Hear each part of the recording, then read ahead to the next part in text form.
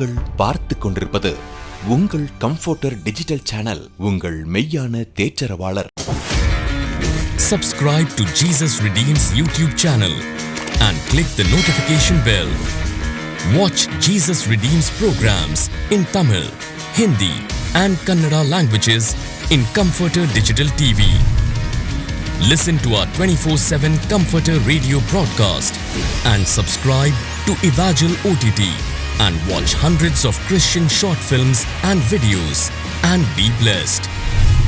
Download Comforter TV and radio app today. Make use of Jesus Redeems programs available on various social media platforms. Spread the revival fire.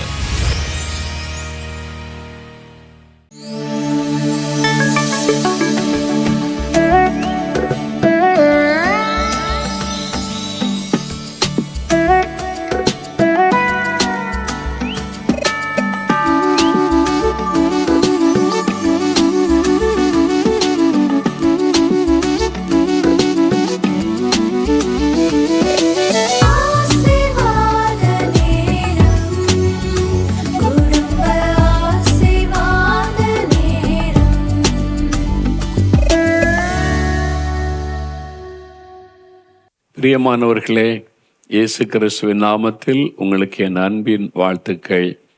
நீங்களும் உங்கள் வீட்டாரும் சுகமாக இருப்பீர்கள் என்று நான் விசுவாசிக்கிறேன். நல்ல சுகமாக இருக்கிறீங்க, சந்தோஷம். பிரச்சனை இல்லாமல் இருக்கீங்களா? பண பிரச்சனை இருக்குதா? கடன் பிரச்சனை இருக்குதா? எல்லா குடும்பத்திலும் உண்டாகிற ஒரு பாதிப்பு. ஆனால் நம்ம கடன் பிரச்சனையிலிருந்து விடுதலையாகி கடன் இல்லாத ஒரு ஆசீர்வாதமான வாழ்க்கை வாழணும். அதுதான் ஆண்டவருடைய விருப்பம். நீங்கள் விரும்புகிறீங்களா? கடன் வாங்காமல் எப்படிங்க வாழ முடியும் இந்த காலத்தில்? நீங்கள் ஒரு வீடு கட்டணுன்னா கடன் வாங்கணும், பைக் வாங்கினா கடன் வாங்கணும், கார் வாங்கினா கடன் வாங்கணும், பிள்ளைகளை படிக்க வைக்கிறதுக்கு கடன் வாங்க வேண்டியது இருக்குது. இப்படி கடன் இல்லாமல் இப்படி வாழ முடியும்னு நினைக்கிறீங்களா? முடியும். கடனே வாங்காமல் விசுவாசத்தில் கர்த்தரையே சார்ந்து வாழ்கிற ஆயிரக்கணக்கான குடும்பங்கள் உண்டு. இப்பவும் அவங்களாம் பெரிய பணக்காரங்களாக இருப்பாங்க. பணக்காரங்க தான் நிறைய பேர் கடன் பிரச்சனையில் இருக்காங்க. சாதாரண மக்கள் தான். அவங்களும் கடன் வாங்க மாட்டோன்னு தீர்மானம் பண்ணி அதுக்காக ஜெபம் பண்ணி ஆண்டவருடைய வழி நடத்துதலின்படி வாழ ஆரம்பித்ததுனால விடுதலை. அப்போ நீங்களும் அதற்கு உங்களை ஒப்பு கொடுக்கணும். ஆண்டவர் உங்களை நேசிக்கிறார்ல, உங்களை கடன் பிரச்சனையிலிருந்து விடுதலை ஆக்கி உங்களை ஆசீர்வதிக்க விரும்புகிறார். இன்றைக்கி அப்படிப்பட்ட சாட்சியெல்லாம் நீங்கள் பார்க்க போகிறீங்க. அதுக்காக விசேஷமாக ஜெபிக்க போகிறோம். உங்களுடைய ஜெப குறிப்பெல்லாம் எழுதியிருக்கீங்களா? யார் யாருக்கு எவ்வளோ கடன் கொடுக்கணும்னு ப்ரேட்டையில் எழுதி அதை வைத்து ஜெபிக்க போகிறீங்க. உங்களுக்கு விடுதலை உண்டாகும். சரி, முதல்ல 2 பாடல் பாட போகிறோம். என்ன பாட்டு பாட போகிறோன்னா, என்ன பாட்டு? ஸ்தோத்திரம் துதி பாத்திரா, உம்மை இன்றும் என்றும் துதித்திடுவேன். வாய் திறந்து பாடணும். தெரிந்த பழைய பாடல் தான். எல்லாரும் ஆண்டவரை துதி. உங்கள் வீட்டில் பாட்டு சத்தம் கேட்கணும். அது நாங்கள் பாடுறதில்லை, நீங்கள் பாடுற சத்தம் கேட்கணும். நம்ம சேர்ந்து பாடுவோம்.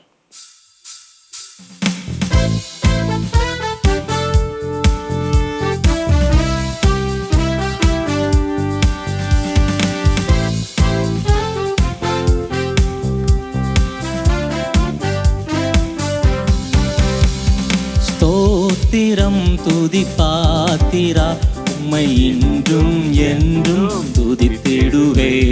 ஸ்தோத்திரம் துதி பாத்திரா, உம்மை இன்றும் என்றும் துதித்திடுவே. காத்தீரே எம்மை கருத்தாக, வழுவாமல் என்னை உமக்காக. காத்தீரே என்னை கருத்தாக, வழுவாமல் என்னை உமக்காக. எடுத்தீர் என்னையும் உமக்காக, எடுத்தீர் என்னையும் உமக்காக. கொடுத்தீர் உம்மையும் எனக்காக. ஸ்தோத்திரம் துதி பாத்திரா, உம்மை இன்றும் என்றும் துதித்திடுவேன். ஸ்தோத்திரம் துதி பாத்திரா, உம்மை இன்றும் என்றும். ஆமென். நம் நம்பினோரை காக்கும் தேவா, துதியே துதியே துதித்திடுவே. நம்பினோரை காக்கும் தேவா, துதியே துதியே துதித்திடுவே. அம்புவியாவும் படைத்தீரே, அம்பர உந்தன் வாக்காலே. அம்புவியாவும் படைத்தீரே, அம்பர உந்தன் வாக்காலே. எம்பர எல்லாம் ஈந்தீரே, எம்பர எல்லாம் ஈந்தீரே. நம்பினோர் குந்தன் தயவாரே. ஸ்தோத்திரம் துதி பாத்திரா, உம்மை என்றும் என்றும் துதித்திடுவே. ஸ்தோத்திரம் துதி பாத்திரா, உம்மை என்றும் என்றும் துதித்திடுவே. கண்ணின் மணி போல் காத்திரே, எம்மை துதியே துதியே துதித்திடுவே. கண்ணின் மணி போல் காத்திரே, எம்மை துதியே துதியே துதித்திடுவே. அண்ணலே உந்தன் அருளாலே, அடியாரை கண் பார்த்தீரே. அண்ணலே உந்தன் அருளாலே, அடியாரை கண் பார்த்தீரே.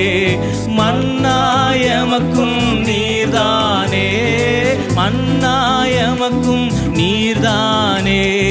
எந்நாடும் எங்கள் துணை நீரே. ஸ்தோத்திரம் துதி பாத்திரா, உம்மை என்றும் என்றும் துதித்திடுவேன். ஸ்தோத்திரம் துதி பாத்திரா, உம்மை என்றும் என்றும் துதித்திடுவேன். என்றைக்கும் அவரை துதிக்கணும். எல்லா நாளும் அவரை துதித்து துதித்து துதித்து அவரை சந்தோஷப்படுத்தணும். நம்ம உள்ள மகிழ்ச்சியினால் நிரம்பும். சரி, இன்னொரு பாட்டு. அடுத்து என்ன பாட்டு? உங்க கிருபை தான் என்னை தாங்குகிறது. நம்ம உயிரோடு இருப்பது அவருடைய கிருபை, அவருடைய இரக்கம், அவருடைய கிருபை தான் நம்மை தாங்குகிறது. அதை நினைத்து, அந்த கிருபை நினைத்து ஒரு பாடல் பாடுவோம் சேர்ந்து.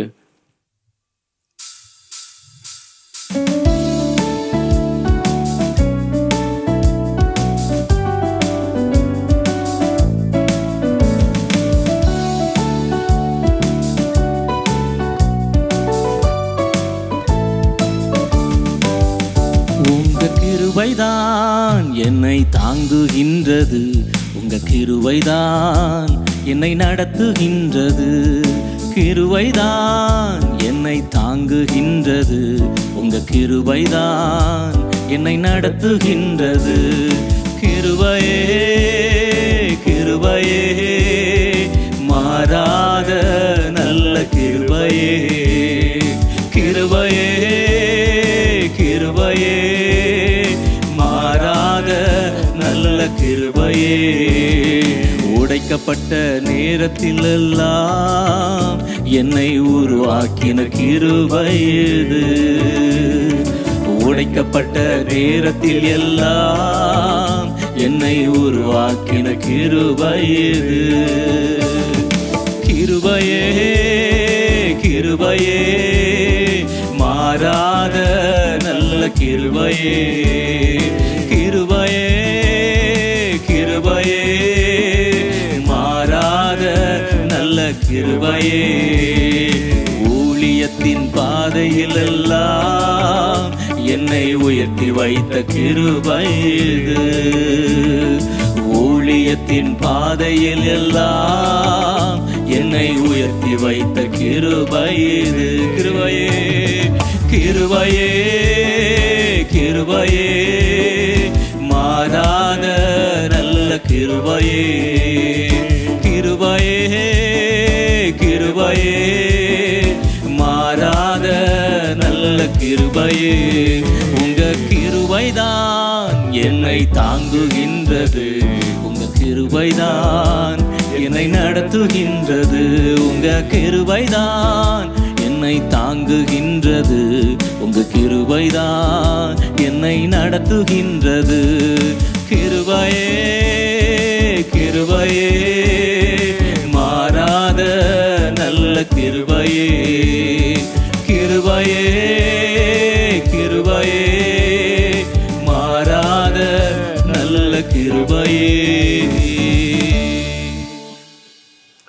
அவருடைய கிருபை பெரிது, அவருடைய கிருபை பெரிது. தகுதியற்ற ஒருவனுக்கு தேவன் காண்பிக்கிற தயவு, அதுதான் கிருபை. அதாவது தகுதியில்லாத எனக்கு, அவர் ஊழியக்காரர் என்று சொல்ல அருகதையற்ற எனக்கு அவர் தயவு காட்டி என்னை ஒரு ஊழியக்காரனாய் நிறுத்தி இருக்கிறாரே, அது அவருடைய கிருபை. அந்த கிருபை நினைத்த நான் ஆண்டவரை துதிக்கிறேன். நம்ம ஒவ்வொருவரும் அந்த கிருபைக்காக ஆண்டவரை துதிக்கணும். சரியா? சரி, இன்றைக்கு ஆண்டவர் உங்களுக்கு ஒரு வசனத்தை சொல்லி ஜெபிக்க முன்னால ஒரு சாட்சியை நம்ம கேட்க போகிறோம். அருமையான சகோதரர் செல்வம் அவர்கள், நாமக்கல்லை சார்ந்த செல்வம், அவங்க ஒரு பிரச்சனை, பண பிரச்சனை, கடன் பிரச்சனையில சிக்கி ரொம்ப கஷ்டப்பட்டாங்க. ஏன் வாழணுன்ற அளவுக்கு கூட இந்த கடன் பிரச்சனை நெருக்கம். நீங்கள் இப்படி கஷ்டப்படுறீங்களா? பண நெருக்கடி, கடன் பிரச்சனை, கடன்காரங்க நெருக்கிறாங்க, ஏண்டா வாழணும் போல தெரியுது அப்படின்னு கலங்குறீங்களா? இவங்க வாழ்க்கையில் என்ன நடந்தது, எப்படி நடந்தது, எதனால நடந்தது, அவங்களே சொல்றாங்க. கவனமா அந்த சாட்சியை பாருங்க. என் பேர் செல்வம். நாமக்கல் மாவட்டம் புதுச்சத்திரத்தில் நாங்கள் வசித்து வருகிறோம். எனக்கு கல்யாணம் ஆகி ஒரு பொண்ணு, 2 பசங்க இருக்கிறாங்க. ரியல் எஸ்டேட் தொழில் பண்ணிக்கிட்டு பெயிண்டிங் கான்ட்ராக்ட் எடுத்து செஞ்சுக்கிட்டு இருக்கிறேன். 10 வருஷமாக ரியல் எஸ்டேட் தொழில் பண்ணிக்கிட்டு இருந்தேன்.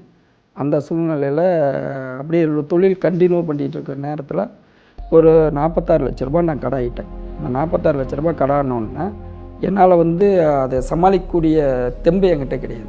கடங்காரங்க வீட்டுக்கு வந்துடுவாங்களோ, இல்லை ரோட்டு பக்கம் போனால் ஏதோ உட்கார வச்சுருவாங்களோ, இல்லை கேட்டுருவாங்களோ அப்படிங்கிற பயம் எனக்குள்ள பயம். நைட்டில் விடிஞ்ச யாராவது வாசலில் நின்றுவாங்களோ, வீட்டுக்கு வந்துடுவாங்களோ, வீட்டுக்கு எது பண்ணிடுவாங்களோ அப்படிங்கிற பயம். நைட்டில் நிம்மதியான தூக்கங்களோ, அந்த கடனுக்கு பதில் சொல்கிறதுக்கு தெரியாதனால அந்த பயம் அதிகமாகிடுச்சு. இந்த கடன் பிரச்சனைனால நாங்கள் ரொம்ப பாதிக்கப்பட்டோம். எங்கள் அப்பா இந்த கடன் பிரச்சனைனால எங்ககிட்ட சரியாக பேச மாட்டார். எங்கள் வீட்டில் நிம்மதியே இருக்காது. ஒவ்வொரு கடங்காரங்களாக எங்கள் அப்பாவுக்கு ஃபோன் பண்ணும்போது எங்கள் அப்பா அவங்கக்கிட்ட இன்றைக்கி தரேன், நாளைக்கு தரேன்னு பதில் சொல்லிகிட்டு இருப்பார். அதை பார்க்கும் போதெல்லாம் எங்களுக்கு ரொம்ப கஷ்டமாக இருக்கும். நான் என்ன செய்கிறதுன்னு எனக்குள்ளே தெரியாமல், சரி நம்ம இருந்தால் தானே கேட்பாங்க, நாம் எங்கேயாவது போயிட்டோம்னா கேட்க மாட்டாங்களா அப்படின்னு சொல்லிட்டு வீட்டில் எங்கள் ஒய்ஃபுக்கோ பிள்ளைங்களுக்கோ யாருக்குமே சொல்லிக்காமல் நான் பாட்டுக்கு செல்லை சுவிட்ச் ஆஃப் பண்ணிட்டு போட்டு ஒரு 3 நாள் வெளியில் போயிட்டேன். இப்படி இருக்கும்போது ஜெபிக்கலாமாங்க நிகழ்ச்சியில் மோகனுக்கு தானியேல் உபவாச ஜெபம்னு ஒரு உபவாச ஜெபத்தை சொன்னாங்க. அதுக்கு முன்னாடி நாங்கள் தேசத்துக்காக ஜெபம் பண்ணது கிடையாது. எங்களுக்கு தேசத்துக்காக எப்படி ஜெபிக்கணும்னு தெரியாது. நாங்கள் அப்போ தான் தேசத்துக்காக ஜெபிக்கிறதையே கற்றுக்கிட்டோம். அந்த தானியேல் உபவாச ஜெபத்தில் நாங்கள் 4 பேர், என் தம்பிங்களும் எங்கள் அம்மாவும், நாங்கள் நைட் ஒரு வேளை மட்டும்தான் சாப்பிட்டோம். காலையிலேருந்து ஒரு 6 மணி நேரம் தேசத்துக்காக பெரும்பாலும் ஜெபம் பண்ணுவோம். 21 நாள் தானியேல் உபவாச ஜெபம் பண்ணி முடித்தோம். மோகனப்பா சொன்னாங்க குடும்பமாக ஜெபம் பண்ணணும்னு சொல்லி. நாங்கள் அதுக்கு முன்னாடி குடும்ப ஜெபமெல்லாம் பண்ணதே கிடையாது. அதுக்கப்புறமே நாங்கள் குடும்ப ஜெபம் பண்ண ஆரம்பித்தோம். காலைல 7லேருந்து 7:30 வரைக்கும் குடும்ப ஜெபம் பண்ணோம். அதில் 25 நிமிஷம் நாங்கள் தேசத்துக்காக ஜெபம் பண்ணோம். கடைசிட்டில் 5 நிமிஷம் மட்டும் மோகனப்பா சொல்லுவாங்க, கடன் பிரச்சனையெல்லாம் டைரியில் எழுதி வச்சு கை வச்சு ஜெபம் பண்ணுங்கன்னு. அதே மாதிரியே நாங்கள் டைரியில் எழுதி வச்சு கை வச்சு ஜெபம் பண்ணோம். இப்படி நாங்கள் தொடர்ந்து குடும்ப ஜெபம் பண்ணிகிட்டு இருந்தோம். பெரிய ஆச்சரியம், 2022 வருஷம் முடியறதுக்குள்ளே எங்களுடைய எல்லா கடன் பிரச்சனையும் ஏசப்பா மாற்றினார். நாங்கள் 12 வருஷமாக வாடகைக்கு குடியிருந்த ஒரு வீட்டை ஏசப்பா எங்களுக்கு சொந்தமாக்கி கொடுத்தாரு. அது மட்டும் இல்லாமல் எங்களுக்கு இன்னொரு வீட்டையும் சொந்தமாக ஏசப்பா வாங்கி கொடுத்தாரு. இப்போ நாங்கள் குடும்பமாக சந்தோஷமாக இருக்கோம். எங்கள் குடும்பம், எங்கள் குடும்பம், எங்கள் குடும்பம், இயேசுவின் குடும்பம், மகிழ்ச்சியான குடும்பம், ஆசீர்வாதமான குடும்பம். இயேசுவே குடும்ப தலைவர், இயேசுவே குடும்ப டாக்டர், இயேசுவே குடும்ப நண்பர், இயேசுவே எங்களுக்கெல்லாம். எங்கள் கடன் பிரச்சனையெல்லாம் மாற்றி எங்களுக்கு சொந்த வீடு கொடுத்து எங்கள் தொழிலை ஆசீர்வதித்து இன்றைக்கி இரட்டிப்பான் மகிழ்ச்சியாக வச்ச ஏசப்பாவுக்கு கொடாத கொடி சோத்திரம். சாட்சியை பார்த்தீங்களா? எவ்வளோ பெரிய கடன் பிரச்சனை அதில் சிக்கி கொண்டாங்கல்ல. ரொம்ப கடன் பிரச்சனை சிக்கி கஷ்டப்பட்டாங்க. ஆண்டவருடைய சமூகத்தில் குடும்பமாக ஜெபிச்சாங்க. குடும்ப ஜெபத்தில் உட்காந்து குடும்பமாக ஜெபித்து தேசத்துக்காக மற்றவங்களுக்காக ஜெபிக்க ஆரம்பித்த உடனே ஆண்டவர் அந்த கடன் பிரச்சனை இந்த விடுதலையாக்கி செழிப்பான வாழ்க்கையாண்டு தந்திருக்கிறார்ல. ஒரு ஆளுக்கு செய்துட்டு இன்னொரு ஆளுக்கு செய்ய மாட்டேன்னு சொல்லுவாரா? உங்கள் குடும்பத்தில் இதே மாதிரி அற்புதம் நடக்கும். ஆனால் நீங்கள் குடும்பமாக ஜெபிக்கணும், அதான் முக்கியம். தினந்தோறும் ஒரு 20 minutes 20 நிமிஷம் குடும்ப ஜெபத்துக்கு 2 பாட்டு எல்லாரும் உட்காரணும், 2 பாட்டு பாடணும், ஒரு அதிகாரம் ஆளுக்கு 5 வசனம் அப்படியே வாசித்து முடிக்கணும். ஒருவர் ஜெபிக்கலாம். அன்றைக்கு உள்ள காரியத்துக்காக சொல்லி ஜெபிச்சு உங்களுடைய கிராமத்தில் இருக்கிறவங்க, தெருவில் இருக்கிறவங்க, அப்பார்ட்மெண்ட்டில் இருக்கிறவங்க எல்லாருக்காக, சபை எல்லாத்துக்கும் ஆட்சேபிக்கணும். தேசம், பிரதம மந்திரி, நம்முடைய முதலமைச்சர் அவங்களுக்கு ஆட்சேபிக்கணும். ஊழியக்காரங்க, உங்கள் பாஸ்டர், சபை ஊழியம், இப்படி எல்லாத்துக்காக ஜெபம் பண்ணுங்க. வாரத்தில் ஒரு நாள் நீங்கள் உபவாசம் பண்ணி ஞாயிற்றுக்கிழமையில் சர்ச்சுக்கு போயிட்டு வந்து ஒரு மணி நேரம் அன்றைக்கி எல்லாரும் ஜெபிக்க வைங்க. இந்த மாதிரி ஜெபிச்சிங்கன்னா உங்களுடைய குடும்பத்துக்கு ஆசீர்வாதமான மாற்றம் உண்டாகும். இதுக்கு தான் குடும்ப ஆசீர்வாத ஜெபத்திட்டம்னு ஒன்று ஏற்பாடு பண்ணியிருக்கிறோம். இந்த குடும்ப ஆசீர்வாத ஜெபத்திட்டத்தில் யார் யார் எந்தெந்த குடும்பத்தை இணைத்து கொள்கிறாங்களோ நம்ம 4 மாவடியில் தினமும் அவங்களுக்காக ஜெபம் பண்ணுவோம். தேவனுடைய கூடாரம் நம்ம 4 மாவடியில் இருக்குல்ல, இங்கே ஜெபக்குழு இருக்கிறாங்க. இங்கே 24 மணி நேரம் ஜெபம் நடக்கும். அப்போ உங்களுக்காக, உங்களுடைய குடும்பத்துக்காக தினமும் ஜெபங்கள் ஏறெடுக்கப்படும். அதுக்கு ஒரே ஒரு கண்டிஷன், நீங்கள் தினமும் உங்கள் வீட்டில் கூடி ஜெபிக்கணும், குடும்ப ஜெபம் வைக்கணும். சரியா? இதில் இதுவரைக்கும் 87,200 குடும்பங்கள் இணைந்திருக்கிறாங்க. 87,200 குடும்பங்கள் இந்த குடும்ப ஆசீர்வாத ஜெபத்திட்டத்தில் இணைஞ்சிருக்கிறாங்க. நாங்கள் இவங்களுக்காக தவறாமல் ஜெபித்து கொண்டே வருகிறோம். இந்த குடும்பங்கள் எல்லாம் ஆசீர்வதிக்கப்படணும், எழுப்புதல் திட்டத்தில் கர்த்தரவங்களை பயன்படுத்தணும்னு சொல்லி. அப்போ நீங்கள் இதில் சேர விரும்புகிறீங்களா? எங்கள் குடும்பத்தை சேர்த்து கொள்ளுங்க, எங்களுக்காகவும் ஜெபிங்க, நாங்கள் குடும்ப ஜெபம் பண்ணுறோன்னு சொன்னால் உங்களை சேர்த்து கொள்ளுவோம். அப்படி இந்த திட்டத்தில் இணைய விரும்பினா நீங்கள் ஒரு ஃபோன் நம்பர் இருக்குது, அந்த நம்பருக்கு எங்களுக்கு நீங்கள் கால் பண்ணலாம். 9842735305, அப்புறம் 0463935333. இந்த நம்பர் அல்லது partner@jesusredeems.org இதுக்கு நீங்கள் தொடர்பு கொண்டீங்கன்னா குடும்ப ஆசீர்வாத ஜெபத்திட்டத்தில் சேருவதை குறித்த விவரத்தை சொல்லுவாங்க. ஒரு பார்ட்னர், அதாவது ஃபார்ம் இருக்கிறாரு, ஃபேமிலி பிளெஸ்ஸிங் ப்ரேயர் பார்ட்னர் அப்படின்னு. இது உங்களுக்கு அனுப்பி வைப்போம் இந்த கவரோட. இதுக்குள்ள 3 காரியம் இருக்குது. ஒன்று இந்த குடும்ப ஆசீர்வாத ஜெபம், அதை பற்றின விபரம். இதில் கர்த்தர் இதுக்கு ஒரு தெளிவாக பேசினார். ஆண்டவர் பேசி தான் இந்த ஜெபம் நடத்துகிறோம். ஆண்டவர் என்ன பேசினார், குடும்பத்துக்கு ஒரு தேவ திட்டம் என்ன, அதனால் குடும்பத்துக்காக ஏன் ஜெபிக்கணும்னு சொல்லி அதுக்காக இந்த விவரம்லாம் இதில் இருக்குது. இதுக்காக நாங்களும் உங்களுடைய குடும்பத்திற்காக ஜெபிக்கிறோம். அதோடு ஒரு ஃபார்ம் இருக்கிறது, அதை நிரப்பி நீங்கள் அனுப்பணும். இதான் உங்களுடைய ஃபேமிலியை பற்றி டீட்டெயில் நிரப்பக்கூடிய ஃபார்ம். குடும்ப ஆசீர்வாத ஜெப பங்காளர். இதில் உங்களுடைய பெயர், முகவரி டீட்டெயிலாக நிரப்பிட்டீங்கன்னா கீழே கையில் தடணும். பின்னால் உங்களுடைய ஃபேமிலி ஃபோட்டோ அதை ஒட்டி அனுப்புனா நல்லது. அப்போ நாங்கள் அதை பார்க்கும்போது இன்னும் பாரம் கொண்டு ஜெபிக்க முடியும். அதனால் நீங்கள் ஃபார்ம், உங்களுடைய ஃபோட்டோ அனுப்புங்க. ஜெப குறிப்புகள், முக்கியமாக உங்களுடைய குடும்பத்துக்காக ஜெபிக்க வேண்டிய ஜெப குறிப்புகளை அனுப்புங்க. இதில் ஒரு கவர் வச்சுருப்போம், ப்ரௌன் கவர், இதுக்குள்ளே வச்சு அனுப்பிடலாம். கரெக்டாக இருக்கும். இந்த 2 மடிச்சிருக்கீங்களா, இந்த 2 அவ்வளோதான், இதுக்கு மேலே மடிக்கூடாது.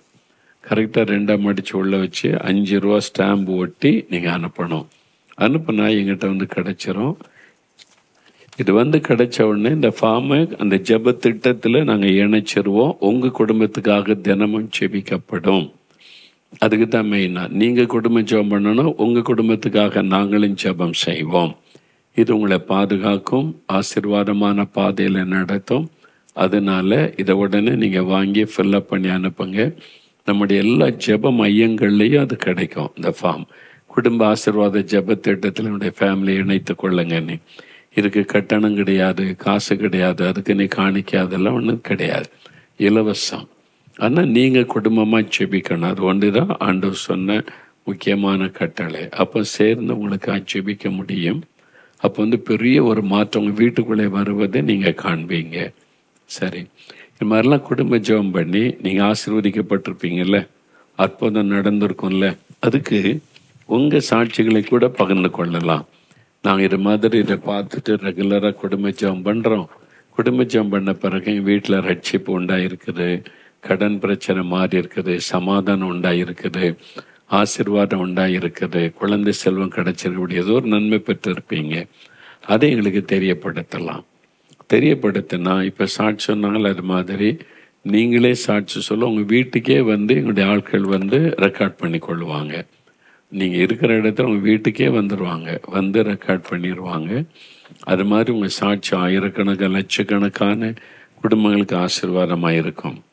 இந்த மாதிரி சாட்சியை நீங்கள் பகிர்ந்து கொள்ள, அனுபவங்களை, ஆசீர்வாதங்களை, அற்புதங்களை பகிர்ந்து கொள்ள விரும்பினால் 0463935353 0463935333 அப்படி 2 நம்பருக்கு மெயிலில் partner@jesusredeems.org இதுக்கு அனுப்பிட்டீங்கன்னா போதும். உங்களுடைய வீடு தேடி சாட்சியெல்லாம் ரெக்கார்ட் பண்ணிடுவாங்க.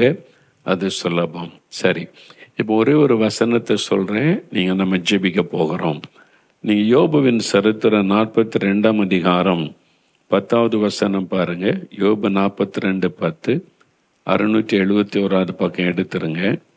யோபு தன் சிநேகிதருக்காக வேண்டுதல் செய்த போது கர்த்தர் அவன் சிறையிருப்பை மாற்றினார். யோபுக்கு முன்னிருந்த எல்லாவற்றை பார்க்கிலும் 2 கர்த்தர் தந்தருளினார். உங்களுக்கெல்லாம் தெரிந்த ஒரு காரியம்தான் இது. யோபு ஒரு பெரிய செல்வந்தனாய் சீர சிறப்பமாய் வாழ்ந்தவர்.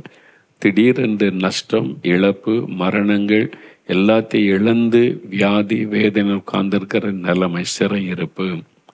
அப்போ இப்போ வறுமை, பண கஷ்டம், நெருக்கம், வியாதி, இப்படி ஒரு கஷ்டத்தில் இருக்கிறார்.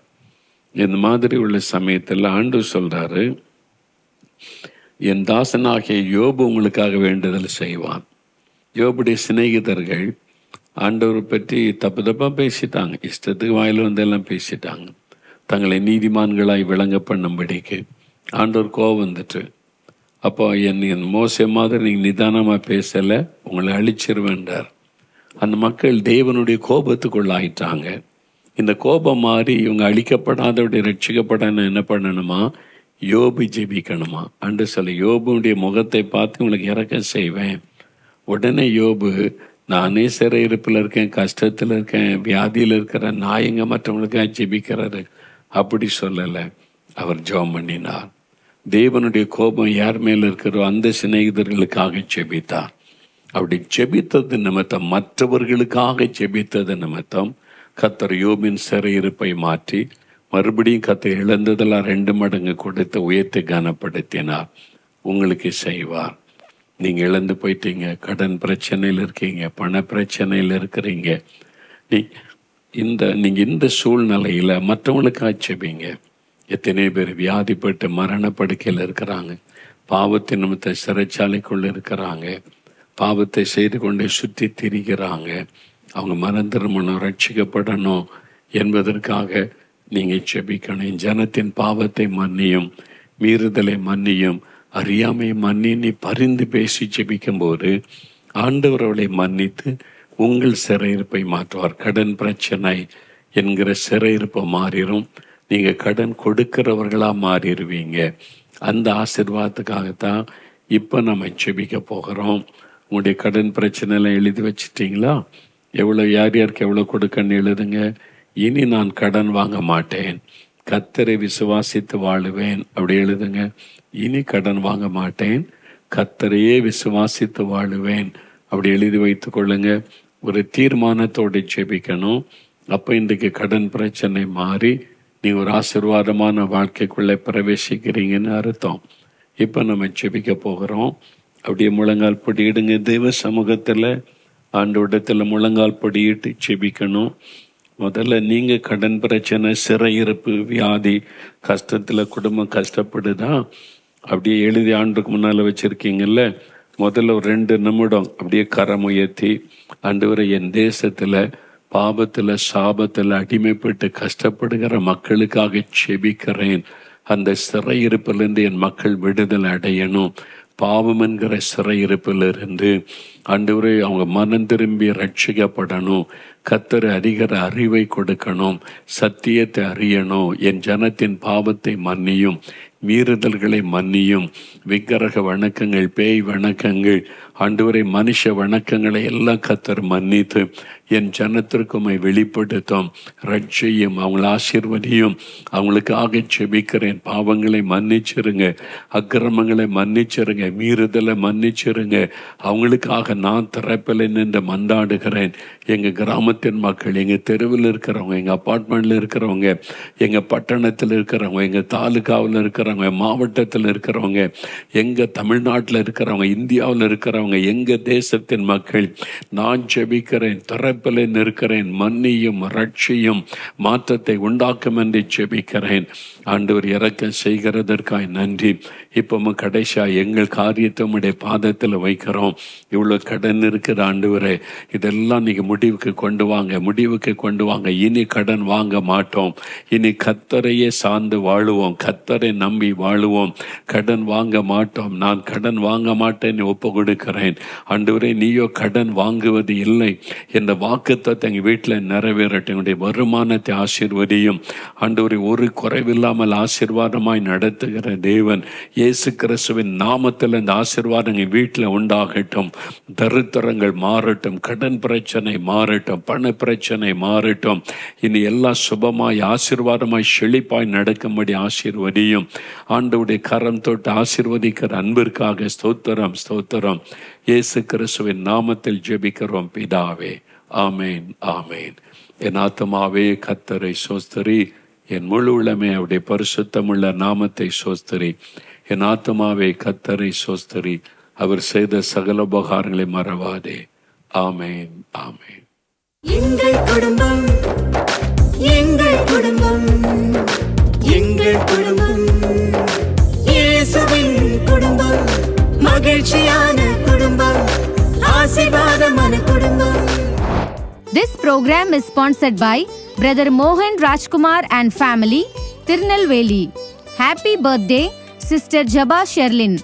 ஆதியாகமம் 26:3 படி, நான் உன்னுடனே கூட இருந்து உன்னை ஆசீர்வதிப்பேன் என்று கர்த்தர் சொல்லுகிறார். Mr. Rajiv Mohan and Mrs. Sindhya, Hubli, Keshwapur. Happy birthday, baby Ayona Ziva. ஏசாயா 54:8 படி, கர்த்தர் நித்திய கிருபையுடன் உங்களுக்கு இறங்குவாராக. Mr. Stephen Arpudaraj and Mrs. Jancy Amali, Emmanuel Transport, Shanmugapuram, Valliyur. Happy birthday, Brother Stephen Arpudaraj. ஏசாயா 54:17 படி, உங்களுக்கு விரோதமாய் உருவாக்கப்படும் எந்த ஆயுதமும் வாய்க்காதே போவதாக. Brother Francis and family, Coimbatore. Happy birthday, Brother Anto Joshua. யோவேல் 2:21 படி, பயப்படாதிருங்கள், மகிழ்ந்து களி கூறுங்கள், கர்த்தர் பெரிய காரியங்களை செய்வாராக. Brother John David and family, Coimbatore. யாத்ராகமம் 23:25 படி, கர்த்தர் உங்கள் அப்பத்தையும் தண்ணீரையும் ஆசீர்வதிப்பாராக. Brother Babu Vellingri and family, Chennai. ஏசாயா 54:13 படி, உங்கள் பிள்ளைகள் எல்லாரும் கர்த்தரால் போதிக்கப்பட்டிருப்பார்களாக. Dr. Sheba Meshak and family, Tenkasi. ஏசாயா 54:10 படி, என் கிருபை உன்னை விட்டு விலகாமலும் இருக்கும் என்று கர்த்தர் சொல்லுகிறார். Sister Anusha and family, Bangalore. Zephaniah 3:20 படி, கர்த்தர் உங்களை கீர்த்தியும் புகழ்ச்சியுமாக வைப்பாராக. Sister Shobana Pravinraj and family, Kanchipuram. யோவான் 1:50 படி, இதிலும் பெரிதானவைகளை காண்பீர்களாக. God bless you.